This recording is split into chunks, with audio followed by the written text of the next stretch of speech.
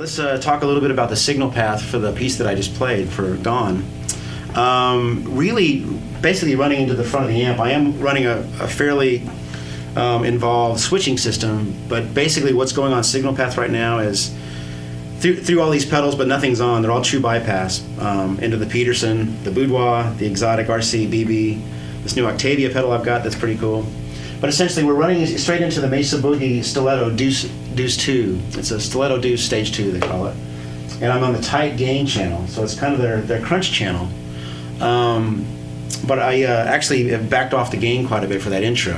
I like the sound of that channel with the gain up fairly much, halfway up, but backing down the volume knob, of course, to get a cleaner sound. Pickups that I'm using, this is my original signature guitar for Ibanez called the AT100. I think it was produced in maybe 99 or 2000.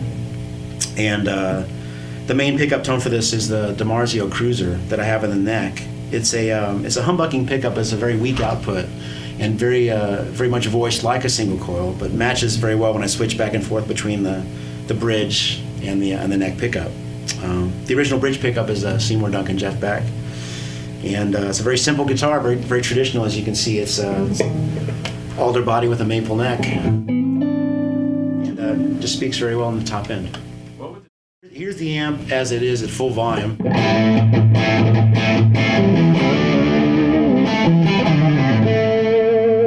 a great classic British kind of breakup, you know, on the gain channel, and so yeah, there's that much.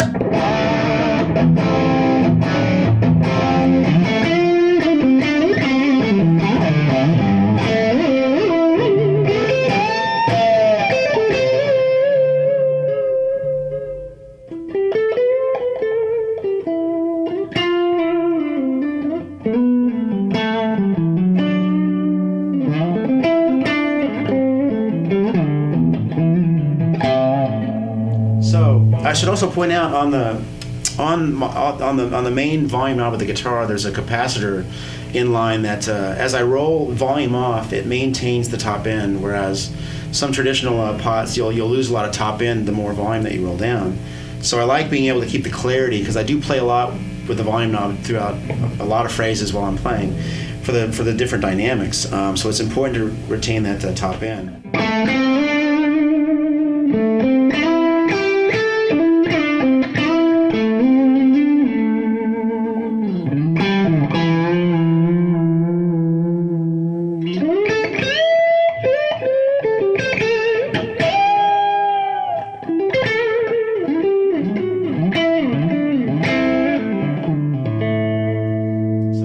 Volume knob is your best friend. You got so much tonal variety there with the amps that you're using, and this channel and this amp in particular is so responsive to that. As I go through the different stages of volume, just gets a lot of different color and variety. Also, a big part of my sound on most of my playing, I usually have some kind of echo, either in front of the amp if I'm using a gain box, or in the effects loop of the amp if I'm using the amp for distortion. And in this case, I'm using the Stiletto distortion, and I have two Memory Men electro harmonics in the effects loop, chained together, usually set for a delay time of maybe 500 on one side and 375 on the other. But though I'm running a mono rig, they're kind of summed together. But here's the sound of the echoes. So you get that kind of Dave Gilmour.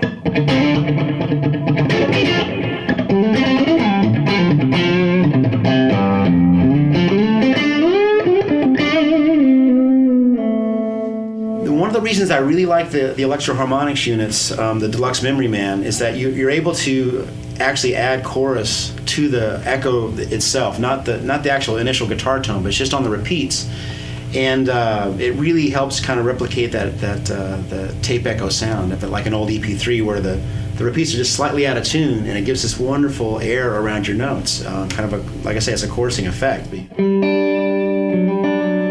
go to a slightly cleaner sound here. Also got these little levers attached. If you pan down, my trusty sound engineer Rob Wexler, I'll call him MacGyver in this case. So he put these little brackets on the blend knob, so I can reach down with my foot during a performance and get more effect or less effect. So.